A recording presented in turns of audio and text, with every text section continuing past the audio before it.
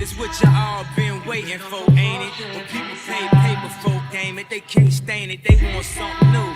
So let's get reacquainted. Became the hood favorite, I can't even explain it. I surprised myself too. Life of a dawn, lights keep glowing. Coming in the club with that fresh shit on, with something crazy on my arm. And here's another hit, baby Bonds. We outta here, baby. Oh, we're gonna need more wax. We outta here, baby. We outta here, baby. Dude! What's going on, everybody? It's Teal, aka Board of Education. We're here. Happy New Year. All that good stuff. Shout out to Cat Williams. Whatever else that I'm missing out, right? I wanted to start the year off with a conversation about leadership, but I didn't want to have, I never want to have the same conversation that other people are having. For me, the internet gets super corny sometimes, and I just want to provide something different, right?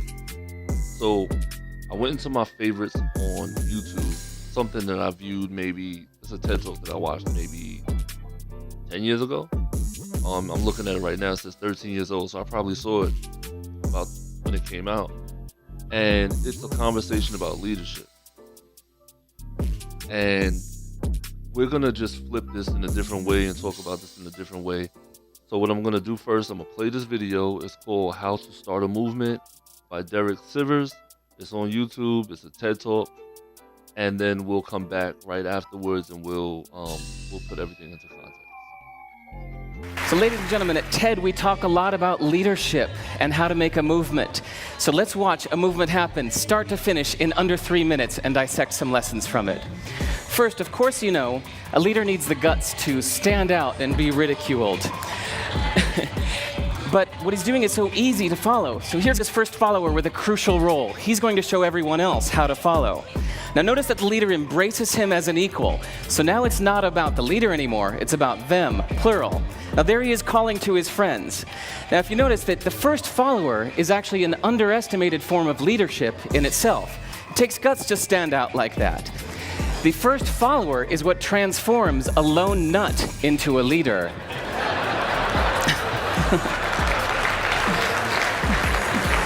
And here comes a second follower.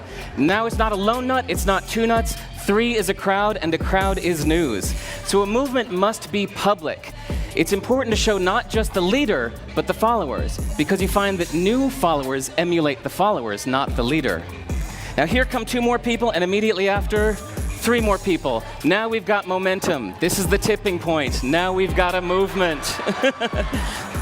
So, notice that as more people join in, it's less risky. So those that were sitting on the fence before now have no reason not to. They won't stand out, they won't be ridiculed, but they will be part of the in crowd if they hurry. So, over the next minute, you'll see all of the those that prefer to stick with the crowd, because eventually they would be ridiculed for not joining in. And that's how you make a movement. But let's recap some lessons from this. So first, if you are the type, like the shirtless dancing guy, that is standing alone, remember the importance of nurturing your first few followers as equals. So it's clearly about the movement, not you. Okay, but we might have missed the real lesson here. The biggest lesson, if you noticed, did you catch it? Is that leadership is over-glorified. That yes, it was the shirtless guy was first, and he'll get all the credit, but it was really the first follower that transformed the lone nut into a leader. So as we're told that we should all be leaders, that would be really ineffective. If you really care about starting a movement, have the courage to follow and show others how to follow. And when you find a lone nut doing something great, have the guts to be the first one to stand up and join in. And what a perfect place to do that, TED. Thanks.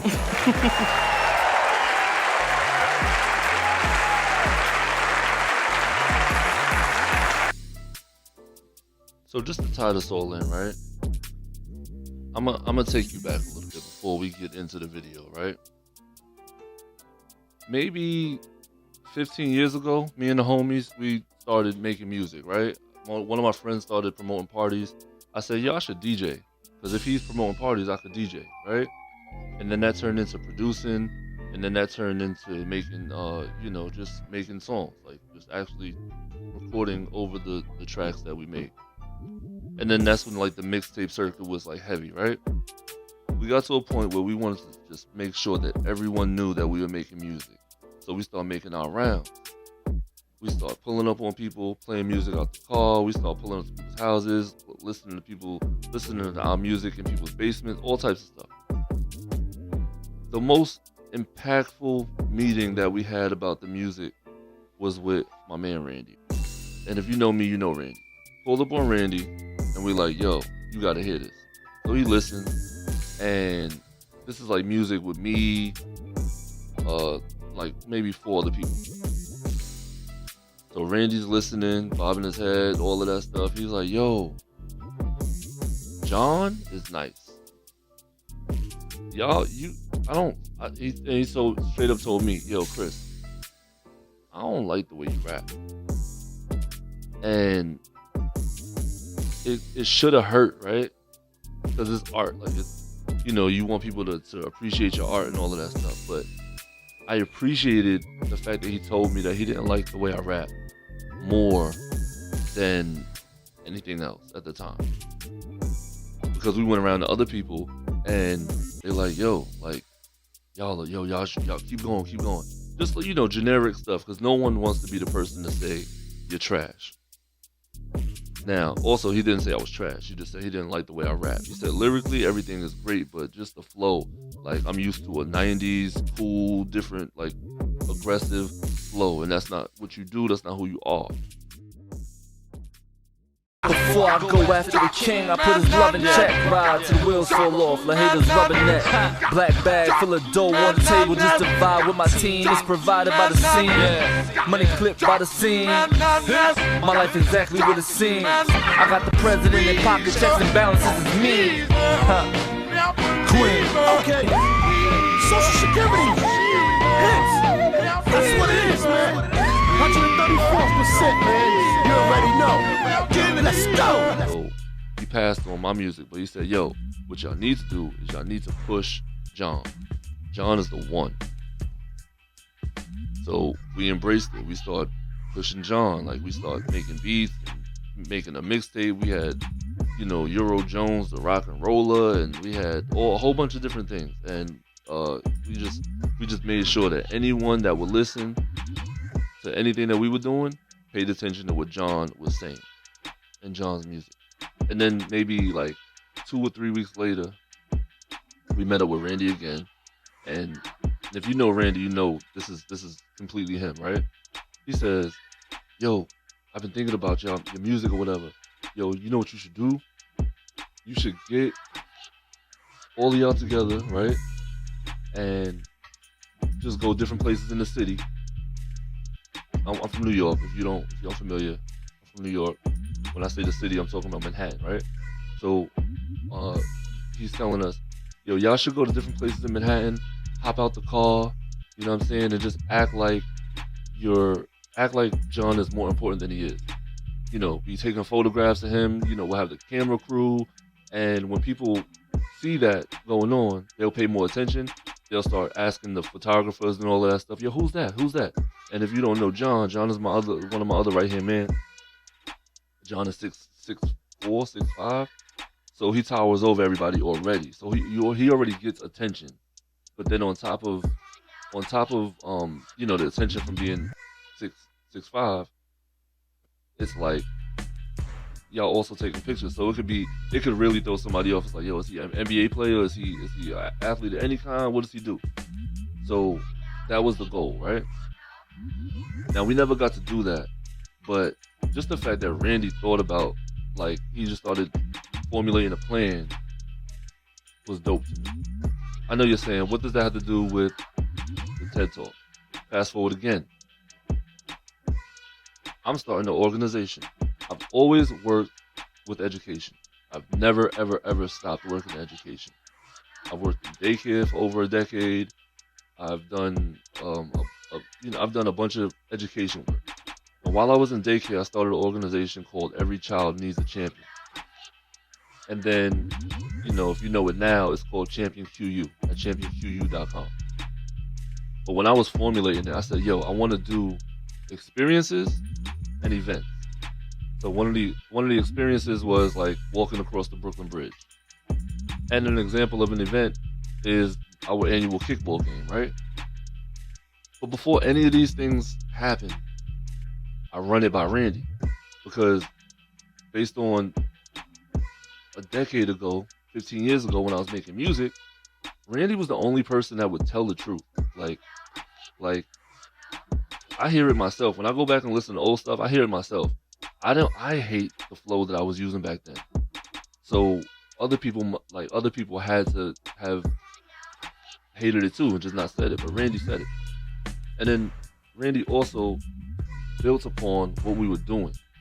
So I thought that was like, I just can't even explain how impactful that was to me. So when I'm creating my events and my experiences, yo, Randy, check this out. I'm thinking about walking across the Brooklyn Bridge with a group of people. Now that's not something that people do all the time. By the way, we're gonna do that again this year because it's been a long time, and the kids in the video are now in high school, and they're all over. They're doing well. All of them are doing well. The families are great, and we're still like this. All of the families, right? And if you were on that Brooklyn Bridge walk, just put a you're in the comment section. But when I was formulating, I called Randy. I'm like, yo, I'm thinking about doing a walk across the Brooklyn Bridge, just to get some footage, of us doing our Champion QU thing. At the time, it was Every Child Needs a Champion thing. You'll see it on the shirts, right? So he said, let's go for it. So I got Chase, Regina, and I, right? We start hitting people up. Randy starts hitting people up. Randy, Chrissy, SB start hitting people up. Then it becomes our families. Wendell, John, Gumsy, Tanisha, Marsha pulled up towards the end when we were leaving the bridge. And all of these families got together in Every Child Needs a Champion shirt and just walked across the Brooklyn Bridge together. And that's an experience that, most New Yorkers don't do, right? They don't walk across the Brooklyn Bridge. It's just it's just something that you just don't do. If you're a New Yorker, certain things are sort of corny, and but they're not. But New Yorkers just don't do stuff in New York. We don't do tourist stuff. Fast forward again, a couple years later, I said, I want to bring people together. My goals are all community engagement based, right? So I hit Randy. Yo, Randy, I want to have a adult kickball game. That sounds crazy. That sounds crazy, like the dude in the video that was dancing with his shirt off. Randy is the first person to say, let's do it. Within 2 to 3 minutes of me talking to Randy about having this adult kickball game, Randy says, yo, that's fire. I'm gonna be the other captain. Also, what we could do is we could start like beefing on the internet. Not beefing like drill rappers. But we can start beefing on the internet and going back and forth to get some awareness for the game. Fire. See what Randy talking about now. And Rico talking all crazy, like they about to come spank us in kickball or something. Like he don't know the blue team got the fastest mailman on the island right now. I don't know what he thinks. The fastest mailman. He used to call me Lucky Left Foot, but now I'm doing things a little different. So I'm gonna let y'all see what the fastest mailman on the island look like. Alright, y'all ready? Go. If you're trying to prove you're fast, why you good in slow motion? Was that in slow motion? Why did he put that part in slow motion? Yo. Oh God! Oh Jesus, help me! Oh, lots of donuts! Oh God! Leave no donut behind! So that's what we did. I started making fun of him online. He starts making fun of me online. That first year, Lucky Left Foot versus Teal, Orange versus Blue. That's another thing that came up in the conversation. It should be orange versus blue because that's New York, that's the Queens, that's the Mets colors. All of this stuff happened on that conversation. And to this day, I run everything by Randy. And just like in this video, the How to Start a Movement video, right? And I never call Randy my first follower or anything like that. I call him like, I don't call him anything but Randy, right? But if I had to like try to figure out his role within like all of the maniac stuff that goes on in my head, it would be like, yo, this is like my co-leader. Because just like the video says, Randy like buying into everything that that I've told him, and it's not buying into everything that I tell him. Him buying into what I have going on, so like made it possible for everyone else to do it also, right? And of course, I have other people that buy in also, but I ask Randy, and I value his opinion because I know that he'll tell me if something's trash, if it's trash. And you need those type of people around you. And shout out to everybody else. This is not to discount anybody. This is just to raise my man, like that really, I can't even, it's hard to put into words, but impact on the organization and all of the things that have gone on from the start of Every Child Needs a Champion to the evolution to Champion QU to all of the experiences and all of the events that we've done so far. And if you're unfamiliar with all of the events and initiatives and everything that's going on so far, Kickball QU, Trunk or Treat QU, the Brooklyn Bridge Walk, Bump QU, Dodgeball QU with DJ Net, the Adult Spelling Bee with Black Resource Network. Also, we did a kickball game with 100 Suits, Kevin Livingston. Just all of these different things came from the ability to push forward because that first person believed in all of this stuff.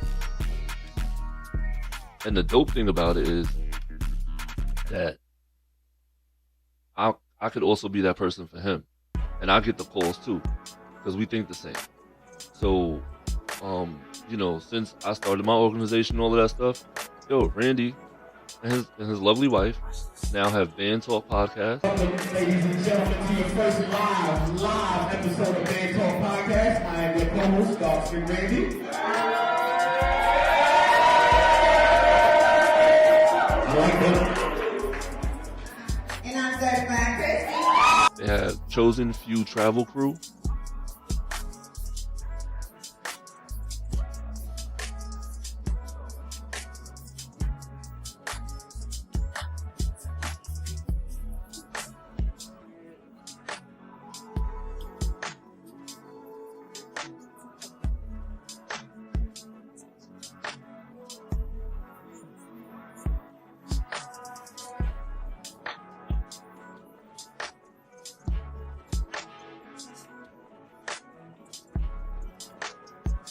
Is a dope group of this is the first people I've traveled with. I did not travel out the country until my 30s, right?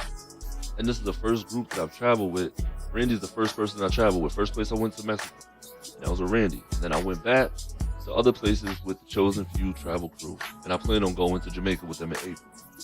And it's just dope to be bouncing ideas off of your friends, and just to have like a group of people that really believe, and a group of people that will tell you that's trash or that's dope. So I just wanted to have this conversation basically about how to start a movement, because if you're unfamiliar with how to start a movement, I think you know by now that I could tell you, right? Also, cultivate your people. Make sure that you lift them up. Make sure that you support the people around you.